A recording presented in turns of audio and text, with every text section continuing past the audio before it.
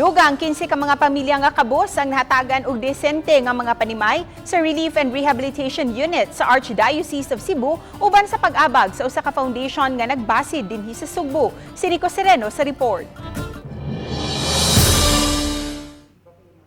Mato di Father Charles Jaime, pangu sa Relief and Rehabilitation Unit sa Archdiocese of Cebu, nga ang 15 ka mga beneficiaries gisiguro nga mga kabus.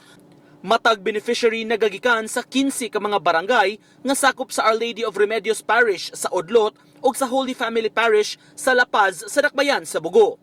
Ang pag-selection ani atong March, gikuan nila ang pang parish volunteers nato no dito. Sila may nagpili gyud kung kinsa ang ngayon.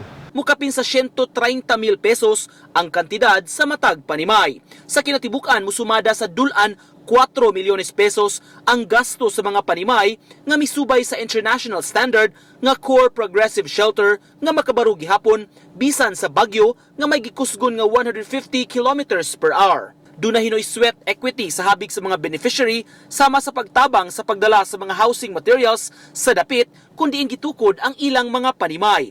Kabahin sab sa programa ang livelihood project sa mga beneficiary. Kabahin gihapon kini sa 500 years of Christianity aron mabatyagan sa labing nanginahanglan ang bunga sa Kristyanismo sa nasod. Kay napa may na apilam na namo og kuan livelihood component. Kuan gid ba? Makasugakod gid sila.